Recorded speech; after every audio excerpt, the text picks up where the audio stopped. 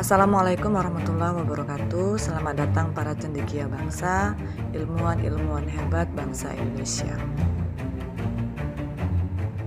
Wahai para cendekia, bangsa Indonesia memiliki keajaiban. Salah satu tonggak pembangunan terkokoh bangsa Indonesia ada di tangan mahasiswa. Mahasiswa dan para ilmuwan dapat merubah masa depan bangsa melalui tulisan. Menulislah, salah satunya menulis artikel jurnal ilmiah.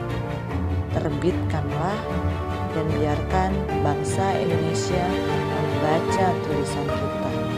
Bahkan dunia juga tahu bahwa Indonesia punya ilmuwan-ilmuwan hebat yang dapat menyuarakan dan menuliskan dalam sebuah bentuk artikel untuk menuju perubahan.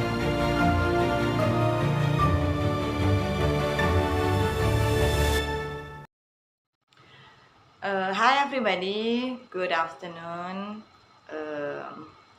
Tentang penulisan artikel jurnal ilmiah ini banyak ya yang harus dipahami dan dimengerti tentang bagian-bagiannya.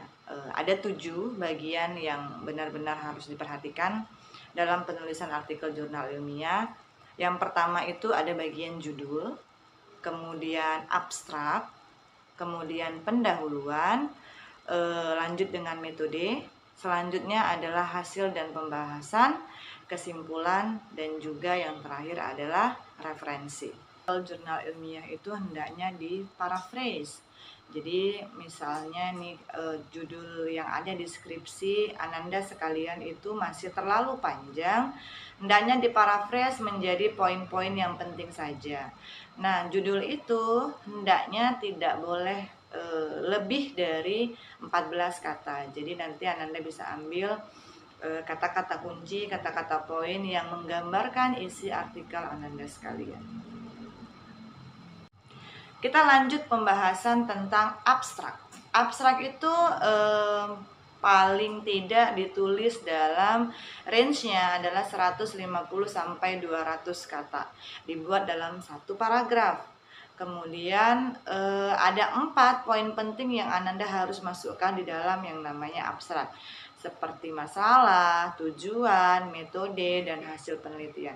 Itu semua harus ada di dalam abstrak. Ada di artikel jurnal ilmiah. Nah, sama seperti yang ada di skripsi. Sebenarnya ini adalah tinggal memasukkan poin-poin yang Ananda sudah tulis sebelumnya di dalam skripsi, tapi kita ambil poinnya lagi, kita paraphrase lagi sehingga tidak terlalu banyak itu ya. Catatan pentingnya adalah tidak terlalu banyak. Nah, seperti dalam metode ini, ambil ada subjek penelitiannya di situ di dalam metode. Kemudian ada teknik pengumpulan datanya, kemudian ada teknik analisis datanya. Anda jelaskan secara ringkas, padat, dan jelas tentang hal itu di dalam metode.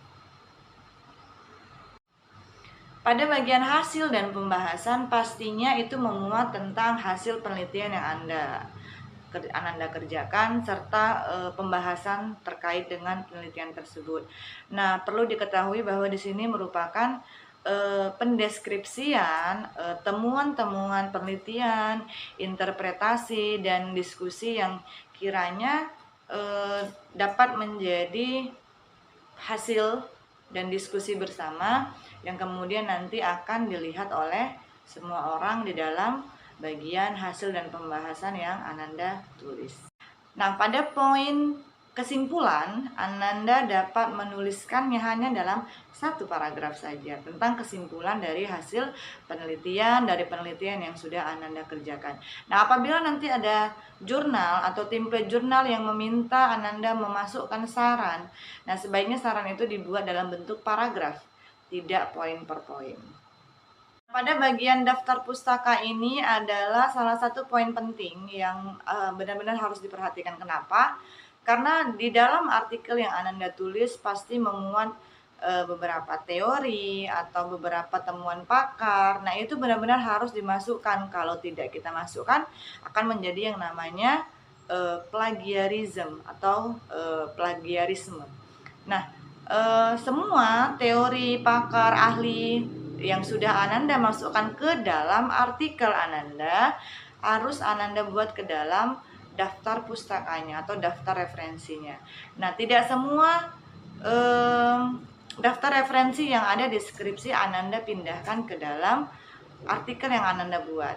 Tapi lihat teori mana ataupun jurnal mana, artikel mana yang sudah menjadi referensi acuan bagi Ananda, maka Ananda harus buat itu ke dalam daftar pustaka. Nah, satu lagi, hendaknya mengikuti aturan penulisan APA style. Jadi dalam menuliskan daftar pustaka itu juga ada aturannya.